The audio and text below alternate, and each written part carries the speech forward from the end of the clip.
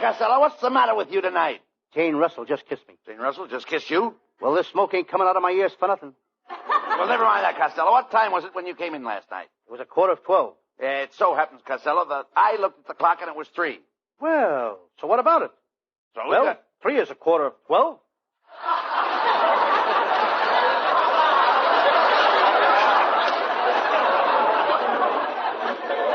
anyhow, did you have a good time at the party? Good time. Why, Abbott, they treated me like a king. Well, it's one of those high-class society affairs, you know, where they give you all to eat. And all to eat. The little crackers and sardines, that's what they give you. Little crackers and sardines. Costello, they were hors d'oeuvres. Well, I should have... They were what? They were hors d'oeuvres, hors d'oeuvres. How do you like that? They tasted just like sardines to me. Costello, you're getting more stupid every day. I've tried to improve your mind, but I just can't seem to get anywhere. Why don't you face it, Abbott, and admit that you're a failure? Skip it. Skip it? Yes. Now, wait a minute.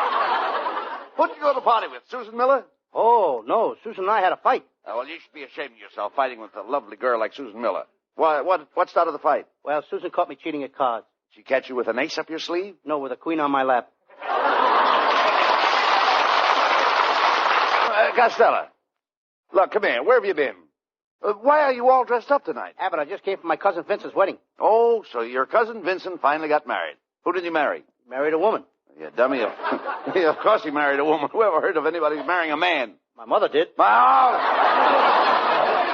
sense, please. What kind of a wedding did he have? It must have been a military wedding. Military wedding? How do you know? Her father was carrying a shotgun. Marriage is so romantic. Who gave the bride away, Costello? Nobody. Nobody? I could have, but I kept my mouth shut.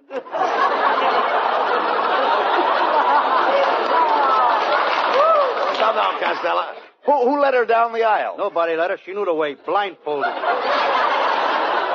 Look, Costello, somebody had to lead her down the aisle to meet her spouse. To meet her what? Her spouse. Vincent is a spouse. Just a minute, Abbott. You can't call Vincent a spouse. She never touches her stuff. Okay. Then we'll say that Vincent was a groom. That's better. He was a groom before he was married. How could he be a groom before he got married? He worked in a livery stable. That's a horse on you. Oh, skip it. How'd the bride look, Costello? Was she wearing a corsage? Oh, Abbott, how can you ask me such a thing? I'm only a young boy. I'm only asking you if the bride wore a corsage. No, with her shape, she don't need one. Look, Costello, you saw the bride, didn't you? Of course I saw the bride. What kind of clothes did she wear? Oh, she had a beautiful torso. Torso? Every bride has got to have a torso before she gets married. No, Costello, you mean trousseau. Did you see her trousseau? No, he wasn't there. Who wasn't there? Trousseau! Robinson Trousseau! Listen. Well, listen, Costello, when the bride came into the church, did you notice her train? What train? She drove up in a second-hand jalopy. I'm talking about the train on her dress. With every bridal dress, you get a train. What store's giving those away? I bought a suit once and got a baseball bat and a catcher's mitt, but I never got a train. Costello, will you please listen? When the bride walked into the church, was she dragging anything behind her? My cousin Vincent. I'm talking about her dress. Did you see that long white piece of goods hanging from her dress? Oh, yes, sir. I saw that. That was her train. Oh, I tripped over that thing and tore it off. You tore off a train? How did the bride look without a train? She looked like a late freight with a loose caboose.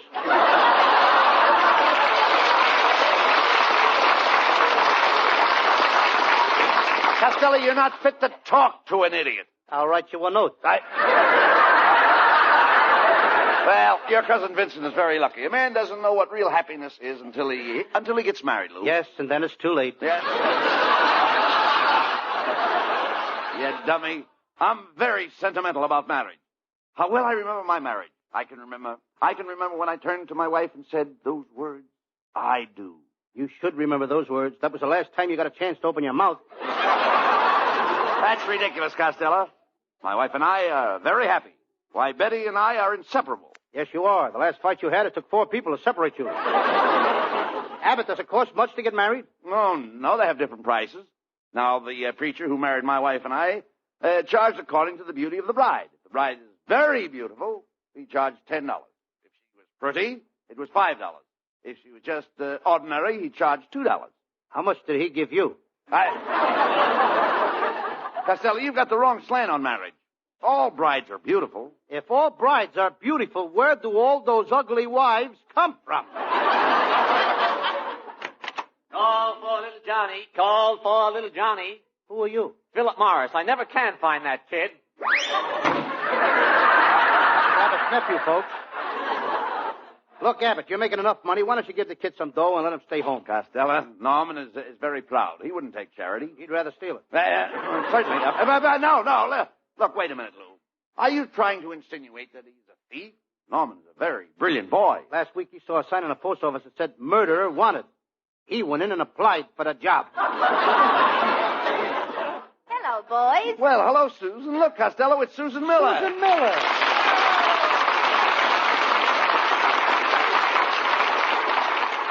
Oh, Susan. Why didn't you show up for our date last night? Oh, I couldn't, Costello. We've had sickness in our house.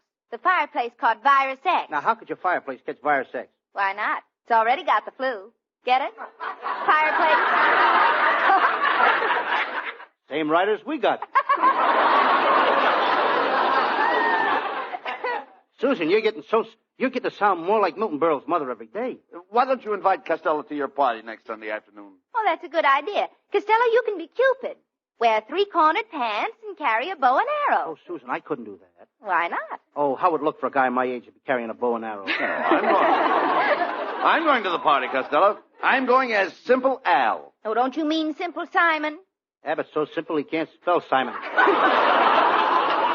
Oh, you shouldn't talk that way about Abbott. He's very romantic. And he's quite a hand with the ladies at a party. Oh, no, he ain't. He's too slow. We went to a party last Saturday. Before Abbott got around to asking the girl for a kiss, I already had my face slapped 3 times.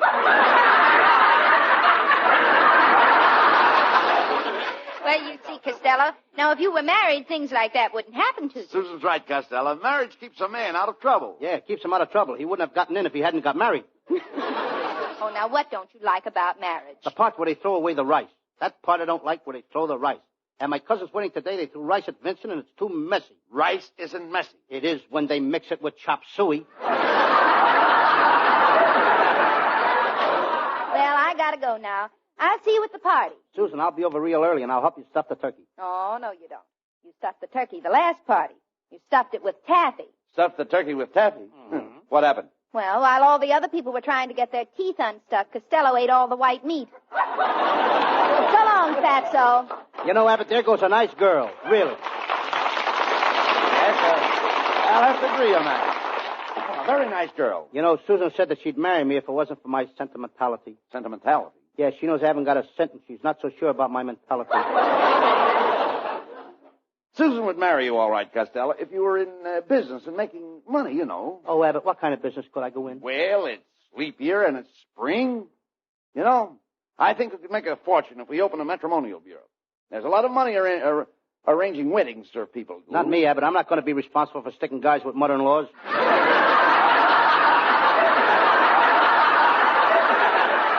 What's wrong with mother-in-laws? You don't even know what a mother-in-law is. A mother-in-law is the FBI in Bloomers.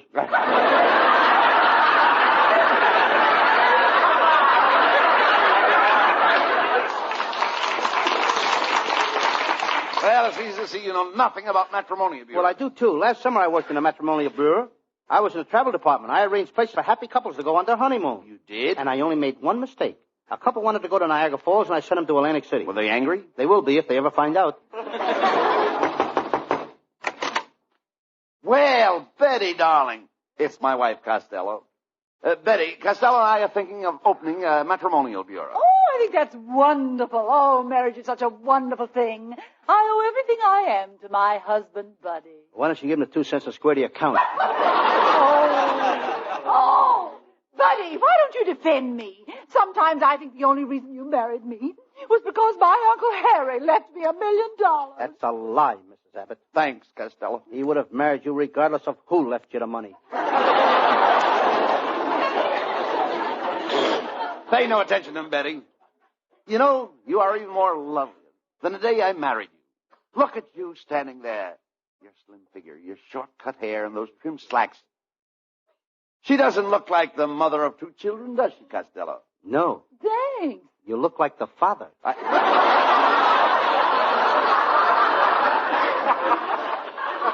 Costello, I'll have you know that my wife still wears a size 6 Isn't that a pretty big shoe for a woman? Why, you bloated blubberhead. You're built like a tub. You ought to wear a girdle. I tried that once. I wore a girdle and it made my stomach disappear. Really? Yes, it sneaked around to the back and popped up under an assumed name. Why don't you cut that out, Costello? Why don't you act nice? Why don't you invite Betty and I over to your house tonight for dinner? I'm sorry, Abbott. I'm having my brother for dinner. Oh, you're lucky. We can't get any pork. Oh,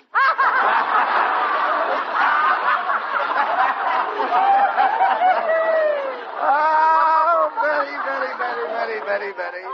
Oh, Betty, you certainly sneaked that one in on him. Oh, you're always sneaking them in on him. No, you're always sneaking them on him. Ladies and gentlemen, you have just heard from a pair of old sneakers.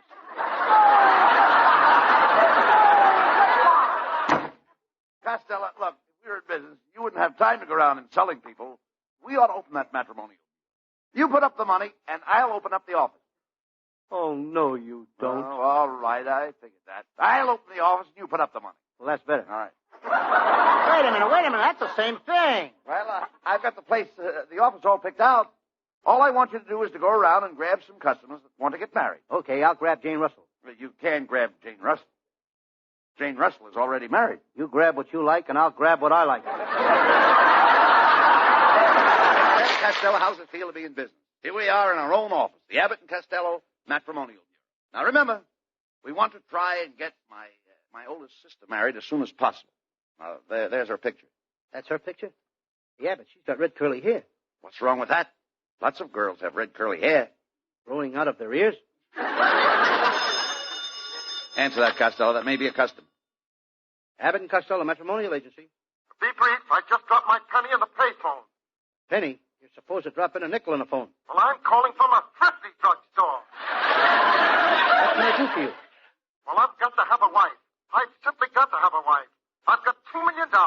If you get me a wife, I'll give her $1 million, and I'll give you $1 million for your fee. $1 million for me?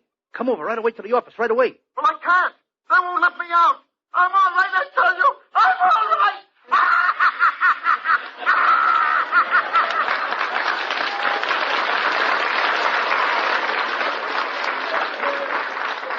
Ladies and gentlemen, to Mr. Harry Brown goes the Oscar for the show tonight. Hey, Abbott, what paper did you put our ad in? The Hardware Journal. I thought so. One of the nuts just called up. Abbott and Costello Matrimonial Agency. What kind of girls have we got? We got girls in frills and girls in laces, arsenic and old faces, girls who sing and girls who dance yet, girls who never had a chance yet, big girls, small girls, everyone spectacular, short girls, tall girls, and Abbott's sister who looks like Dracula. I think I run Harry Brown a close second. How do you do, gentlemen? I'm from the Marriage License Bureau. I understand you two are running a matrimonial bureau. Mr. Costello, do you understand the laws governing marriage? I do. And Mr. Abbott, do you understand the laws governing marriage? I do. I now pronounce you man and wife. That'll be $5, please.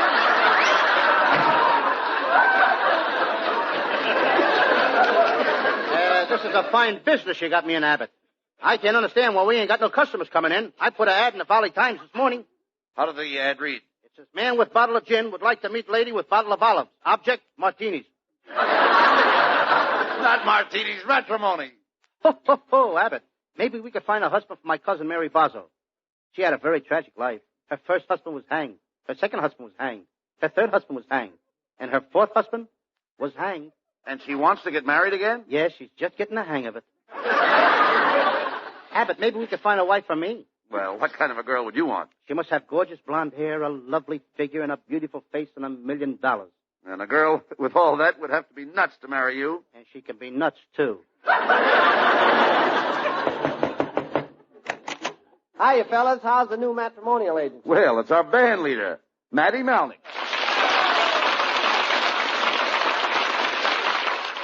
Why, I just dropped over to bring you some business. I have a little niece at home who's dying to marry Costello. Why does every girl want to marry me? Sometimes I wish I wasn't so young and beautiful, and coy and charming, so debonair and so petite. Now, wait a minute, Costello. Wait a minute. Just hold on a minute. Don't go flying in there. Matty's idea sounds like a good proposition. By the way, has your niece got any money, Matty? Oh, sure. She inherited a very fat dowry from her mother. We don't care about her figure. Has she got any money? How dare you ask such a question, Costello? She is a Malnick. I'll have you know that we Malnicks are a proud lot. You Malnicks are a vacant lot.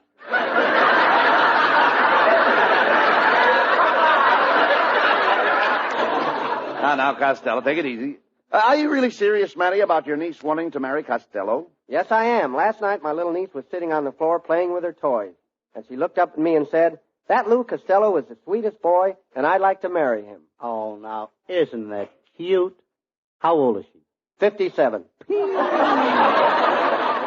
Look, Matty, Costello doesn't want to get married, but we'll be glad to find a husband for your niece. That's wonderful, Bud. She's right out in your waiting room. Shall I bring her in? You better wheel her in.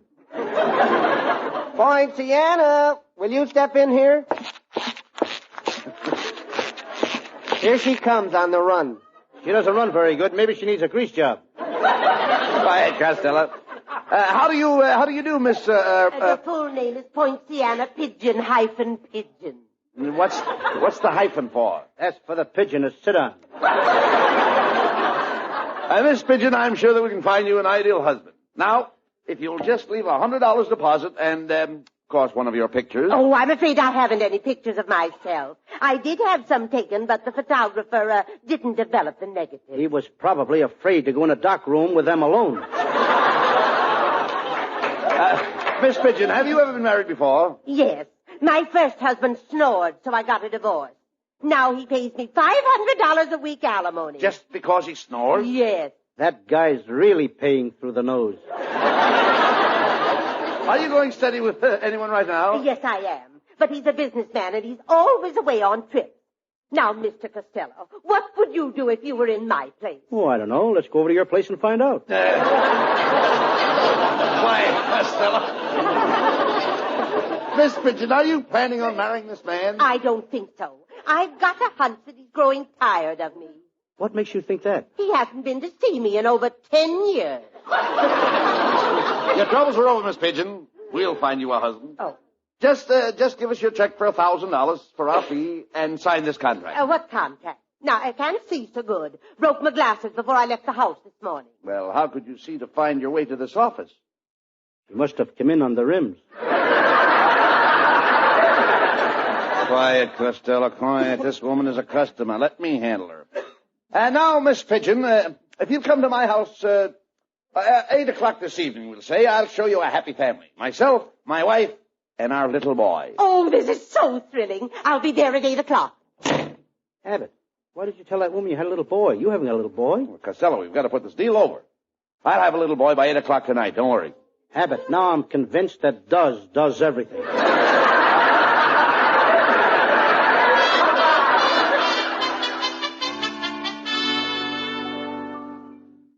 Buddy, this is a ridiculous scheme. Even with short pants and bobby socks, Costello doesn't look like a 5-year-old boy. I don't? No, you look like a 3-year-old moron.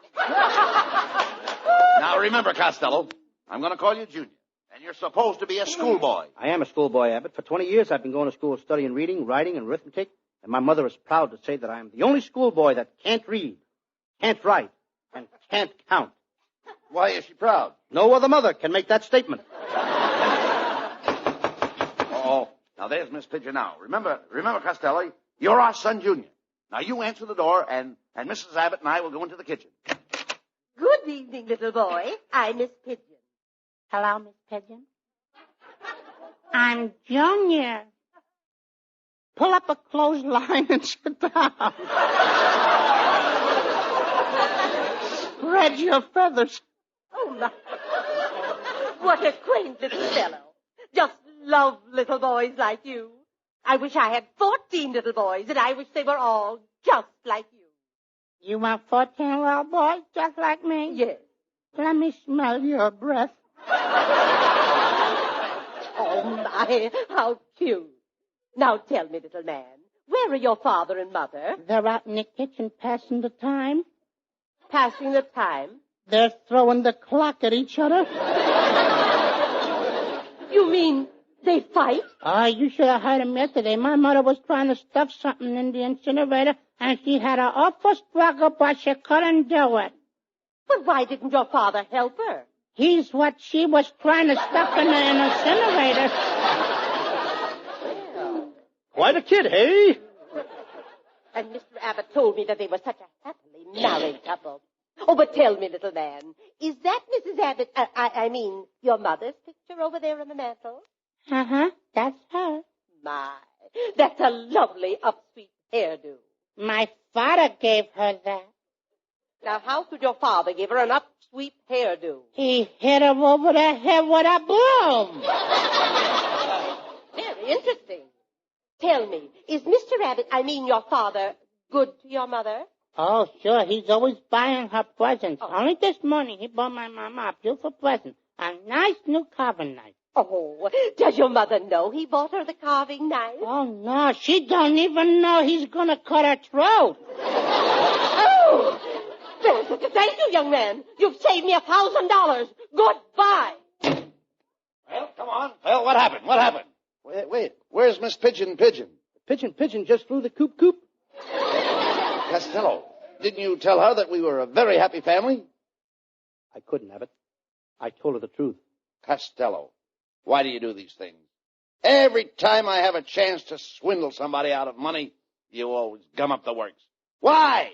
Why do you continually do these things to me? Oh, I'm not